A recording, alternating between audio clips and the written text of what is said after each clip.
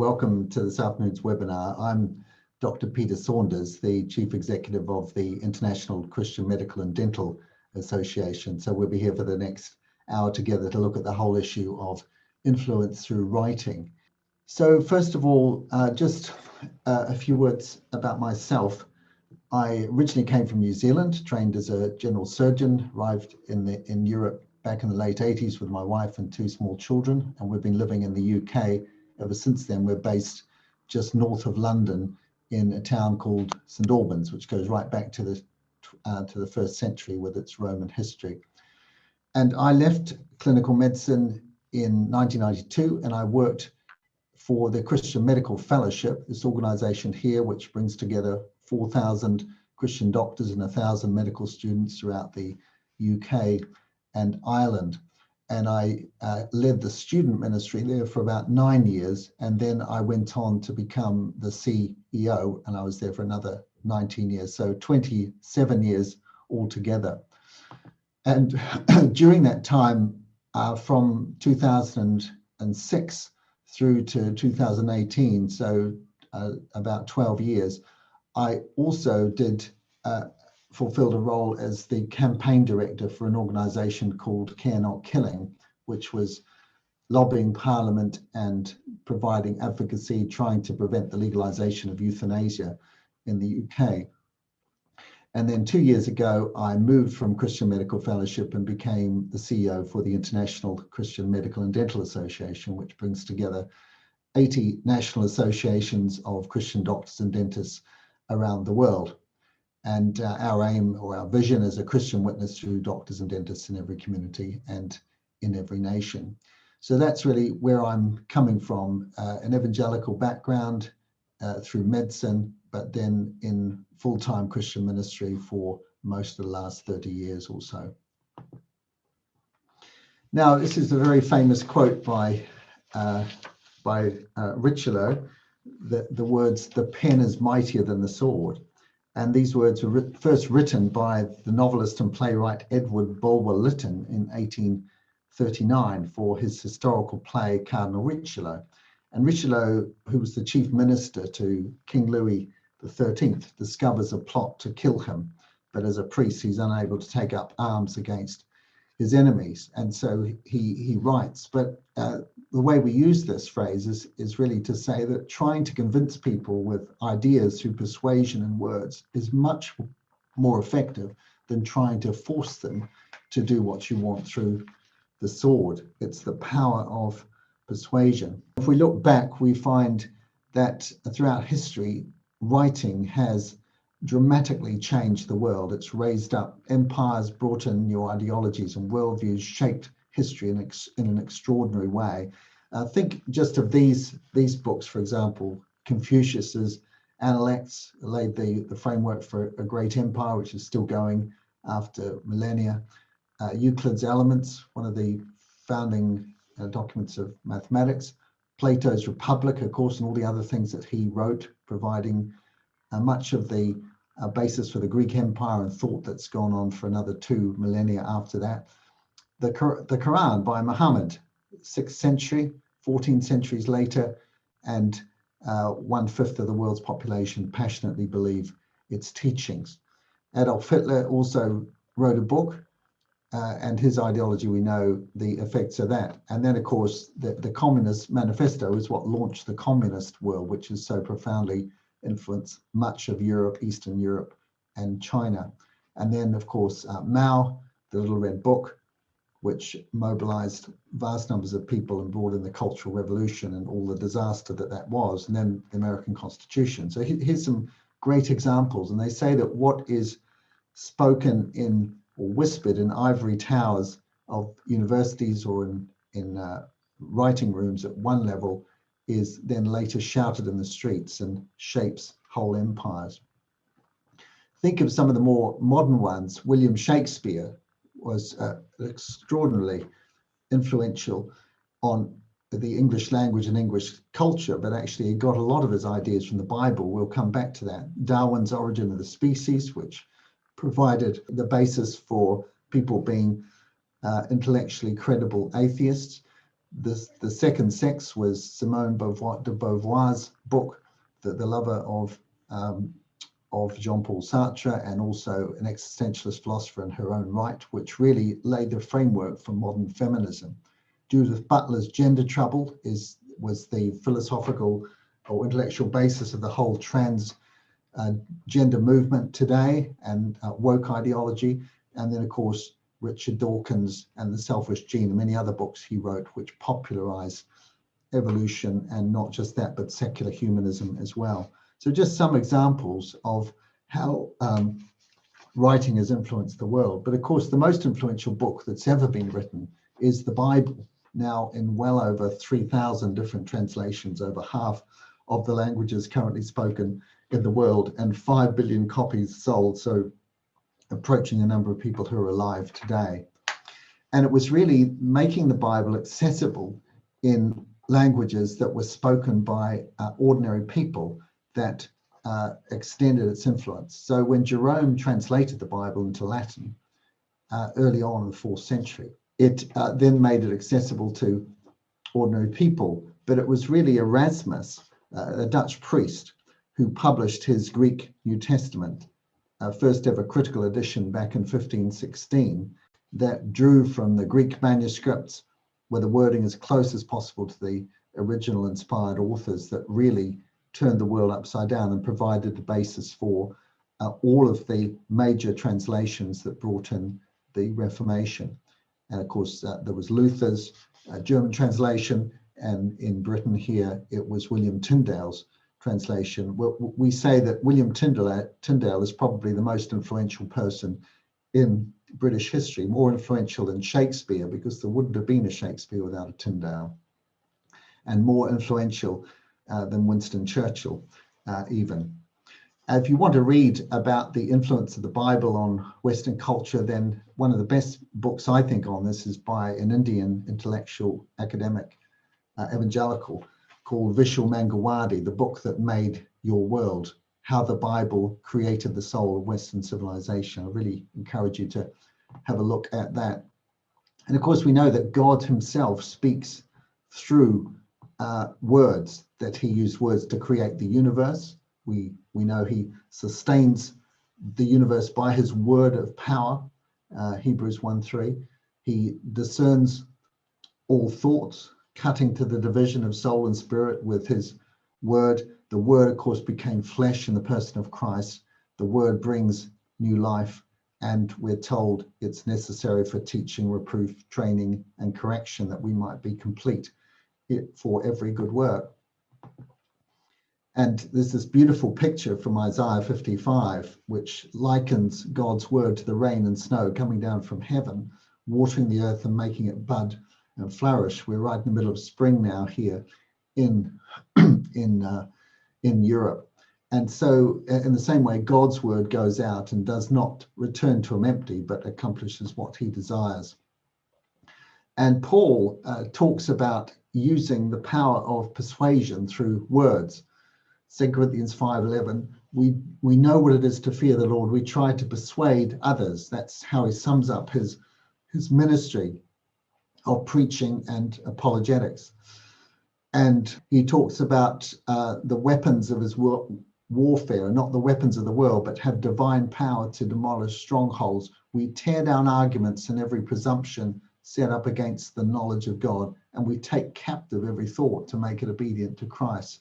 So Paul used words and persuasion to be able to counter wrong ideas and take wrong thoughts, enslaving thoughts captive.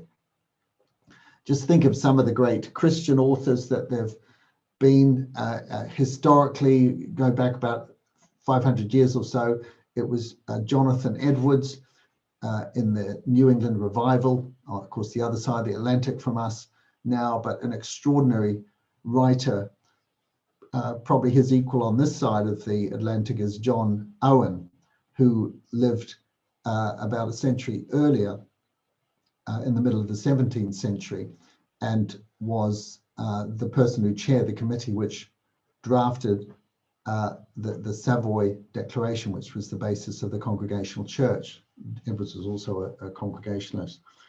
Augustine, perhaps the mighty redwood of Christian thought, Martin Luther and his 95 Theses nailed to the Wittenberg door, and of course John Calvin writing in Geneva, the Institutes of the Christian Religion. These 5 men literally turned the world upside down with their writing, and of course their writings were all explaining the Christian faith.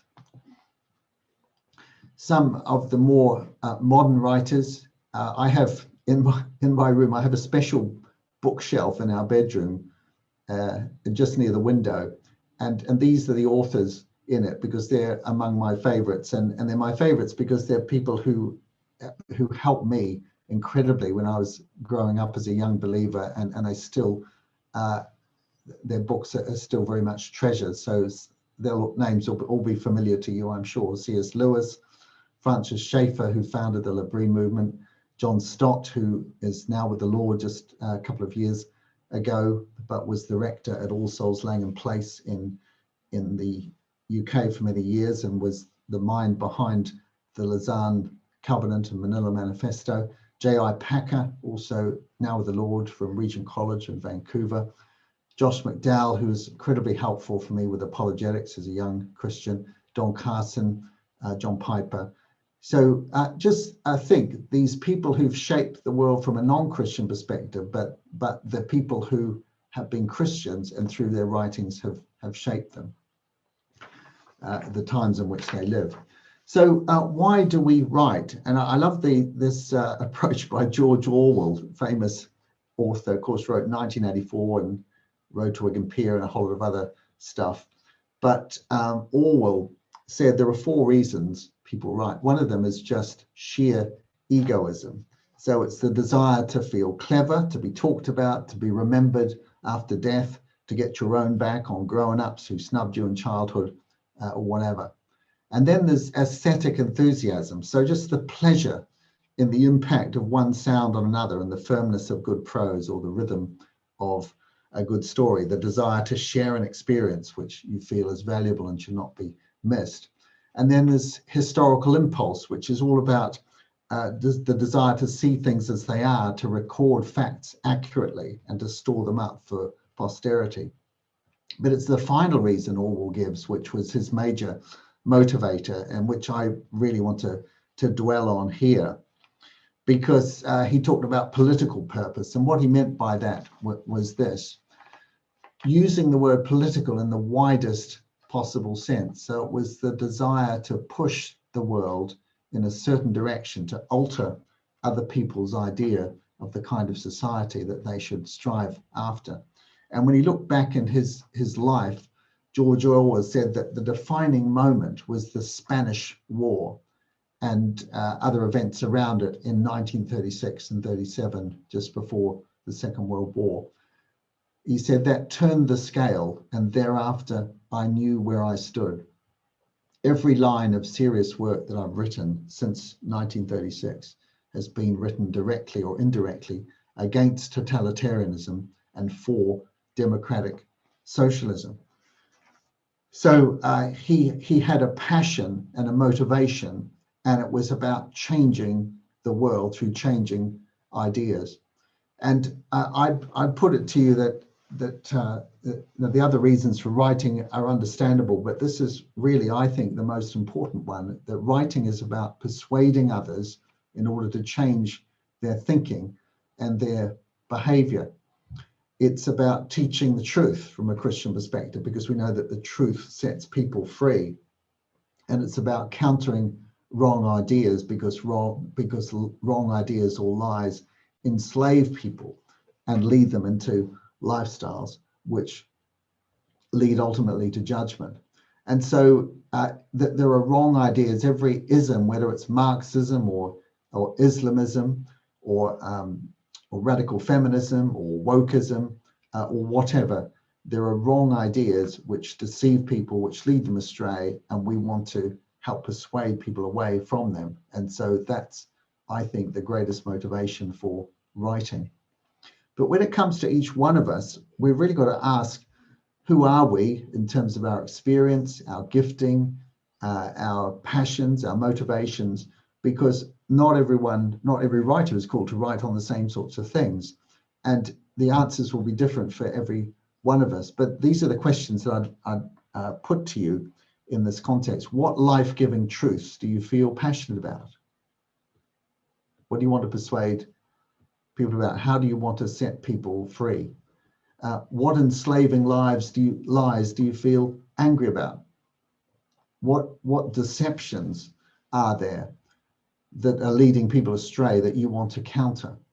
And then think about what your area of expertise is, and especially perhaps what important issues others are not addressing. And it might be that issues are being addressed, but they're not being addressed in your social context or in your language or in your country. So try and identify the gaps that are there that need to be filled, that match with your area of expertise and your passions. When should we write? Well, the best time is when the particular issue is relevant and when it's being discussed. It's much more difficult to get an issue into the limelight when people aren't already talking about it or interested in it. You see, I think we see this beautifully in the life of Paul the Apostle, that when he went around, always looked for what was topical in the lives of those he was speaking to in order to provide a bridge into the gospel. Like, for example, the unknown God in Athens, or the seasons in Lystra and Derbe. So when we should write when you feel most passionate about the issue. Don't leave it until you get bored with it and lose your fire, when God through his Holy Spirit prompts you to. But it doesn't mean that just because you feel passionate and that God is prompting you and that the issue is relevant, that therefore it's going to be easy to do it, because writing can be incredibly difficult. You have to make time to do it, and you have to schedule it and make it a regular part of your life if you want to develop as a writer. Where should you write? Well, where you can get published is the answer to that. And it's very easy to get published today in all sorts of places because of the huge proliferation of publications there are, but also because of the internet and social media as well. But you've got to think, who is the audience I'm trying to target, and how can I best target them? And of course, that will depend on what you're writing about. It'll depend on who you're writing to, what their educational level is, what their cultural position is, what their language is, and so on. Using a mailing list that you can build up can be a good way. We'll come back to that a bit later. Where should you write? Well, social media has now provided a huge number of outlets that we didn't have just 20 years ago. So Twitter, but that's for very short things, more linking things that you've written already, or drawing attention to things that you want people to read that perhaps other people have written. But Facebook is probably, given its reach, is still one of the most effective ways of getting attention to writing and linking people to other things. Blogging, of course, you can set up your own blog very easily and contribute to that, but also to get into friendly publications. By friendly, I mean people who would be sympathetic to your point of view, or targeted publications that deal with a particular issue that you're trying to write on. Or in the public domain, there are so many opportunities in newspapers, and most newspapers now are online, but it's a great way to start is by writing a letter to a newspaper in order to get published in response to something that they've already written. You're far more likely to get published if it's a response to something that's been in the newspaper. But of course, online now, you can put your rapid responses up immediately, and they will be read by many, many people, provided you get them up early and you've got something worthwhile to say. Balancing quotes, where a newspaper will ask two people with opposite views to write, say, 300 or 400 words against each other in a head-to-head. So balancing quotes are more where the newspaper is publishing an article and they're looking for someone who completely disagrees with the stand that they're taking. So they're looking perhaps just for a sentence or two, but to if you have a platform to stand by to get into that, can get you well known and can give you more opportunities. Op-ed pieces are, op-ed stands for opposite editorial, and it's shorthand for the longer article that you have on the editorial page of a newspaper where the letters are. Headline stories, personal interest stories, narratives about things that are happening. There are also regular columns which change the author every week that you can get onto if you have a strong enough point of view that's well enough expressed. But every newspaper has its own style and its political positioning. Every newspaper has an audience that it's writing for, whether they're right or left of centre, what their educational level is. That will depend on the way that the newspaper pitches its level. And so you need to find those that are going to be sympathetic to your point of view, more likely to get into them. How do we write? Well, you've got to be asking these questions. What is my message? If you can't sum up the message of your article in a sentence of no more than 12 words containing one verb, then you probably haven't thought it through well enough. You should be able to do that and then expand it. But you've got to ask, who is my audience? What level should I write to them? What's the educational, scientific level? How much background information do they have? But however you do it, whoever you're writing for, you keep things as clear and as simple as possible. Don't overcomplicate it. Having a provocative title is incredibly important, because with information overload today, people scan through looking for something that interests them. And if you don't have a provocative title on your piece, it's very unlikely that people will be wanting to click on it and read it. But also be asking, what do you want people to do at the end? And we talk about the hook, the argument, and a punch, so that a good article begins with a sentence or two which hooks the person in and interests them, and then you give the argument, and then the punch at the end drives home your point. If you go, say, to the BBC website, look at any article there, and look at the way they're written, the first line, the first sentence in the article will give you the whole point of the article, the whole message of the article. The next three sentences will give you the whole message of the article in a slightly longer form. And all you have to do is read the first sentence and the next three, and you know essentially what it's going to say. All the rest is padding and argument. And so when we write, we have to write in ways that put our first points up the front and grab the reader and make them want to read on.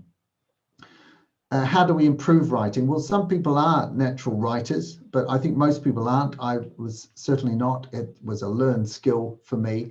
And like any learned skill, whether you're learning to play a musical instrument or learning to participate in a sport or give a talk or whatever, the more you do, the more you practice, the better you get. And some of the things, read good writers. They will really inspire and give you ideas. Experiment with different methods of writing.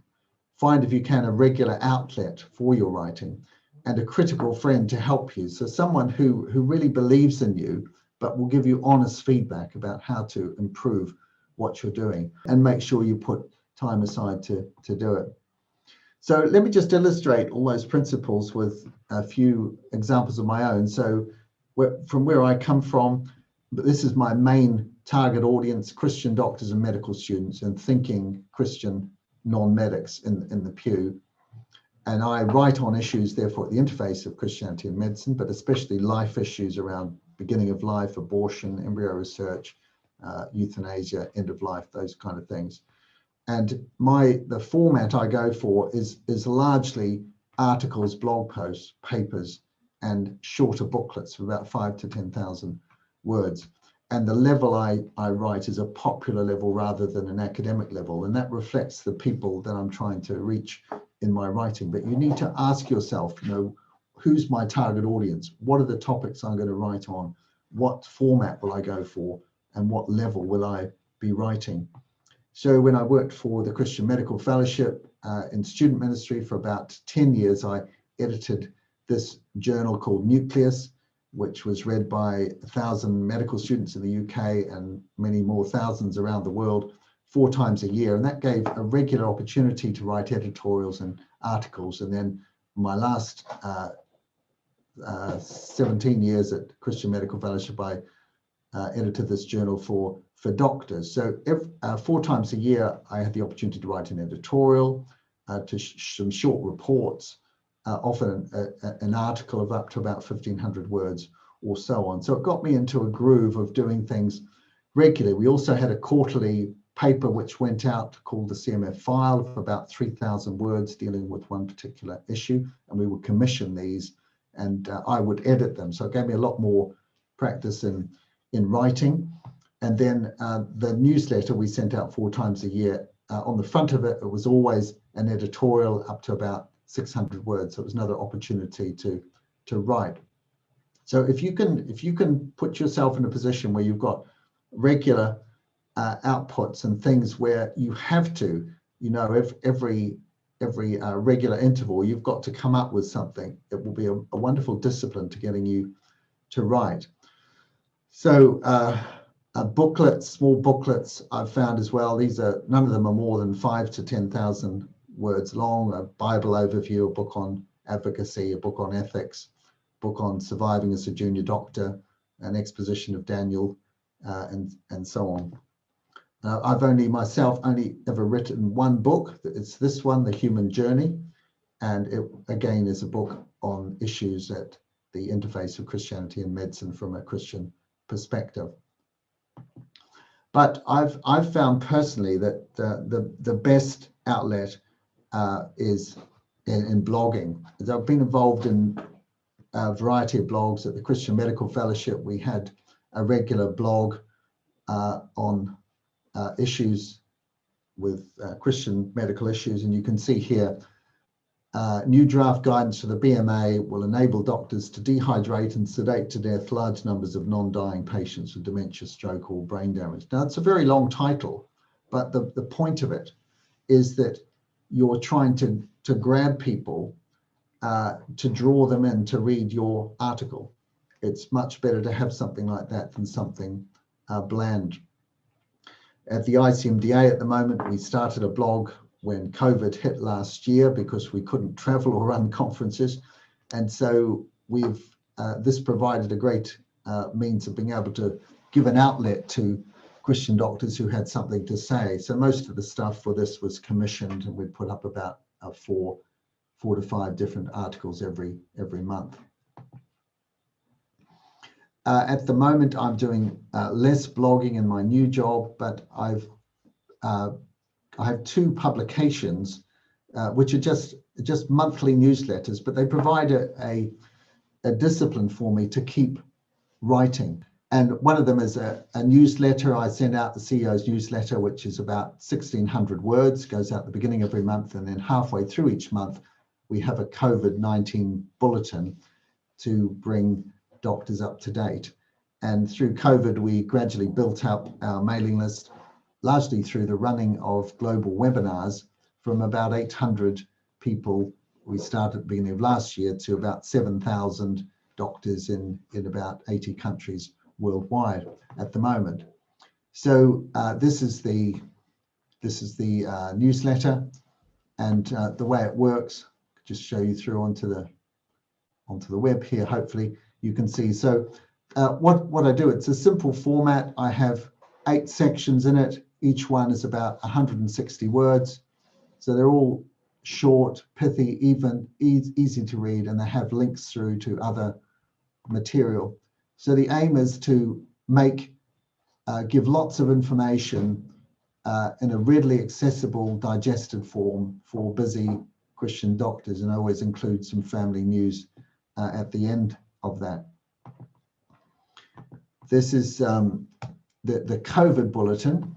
Now, this is just an example. This is the one I wrote this morning. When I got up this morning, I wrote this. So I collect stuff every month and have it filed either electronically or in paper form.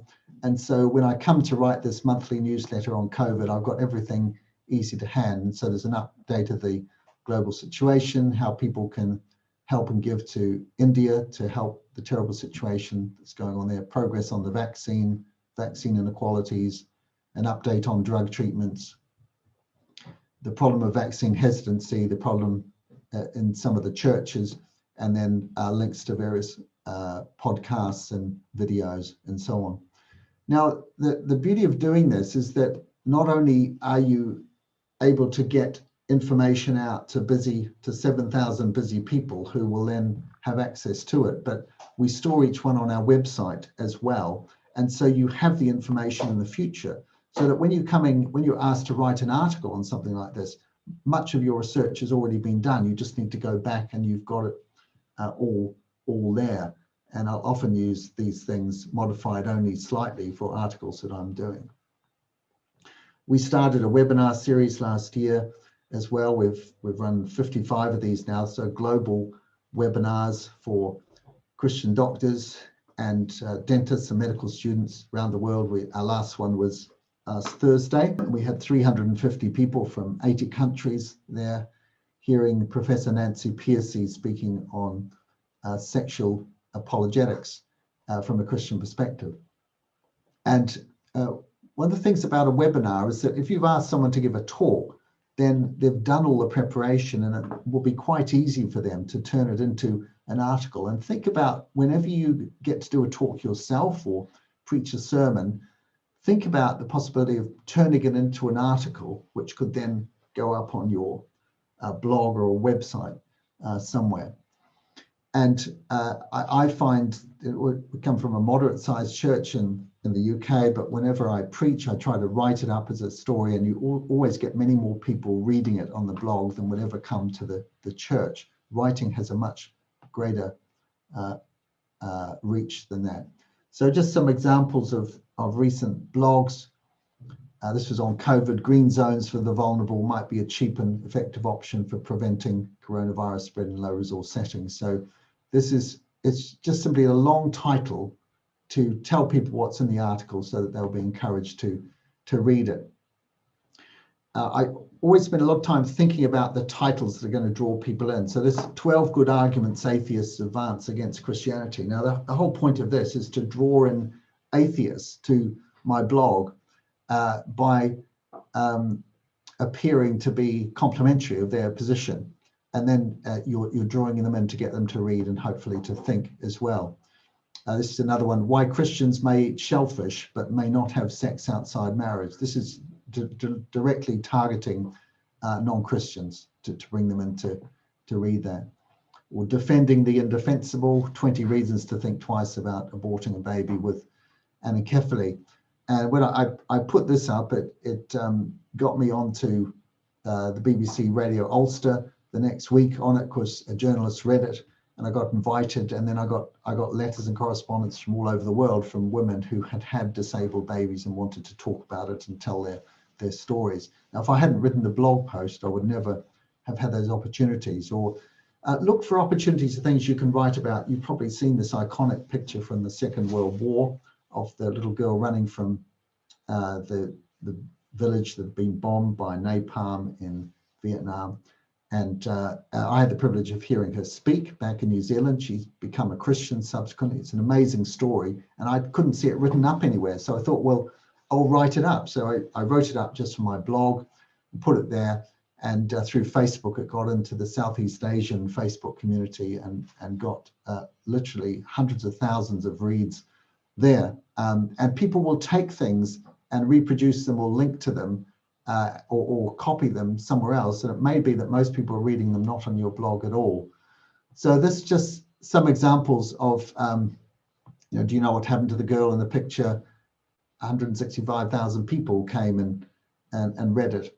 The 12 good arguments from atheists. And then you can put up things like this, the Christian gospel simply explained. And the idea is when people come to your blog, they're going to hopefully stay around and read more than one thing. How do people come to blogs? Well, the biggest route of all is Google. And then secondly, you can see on mine that people come to read an article on the blog because they're already on the blog reading something else. So they'll copy through onto that.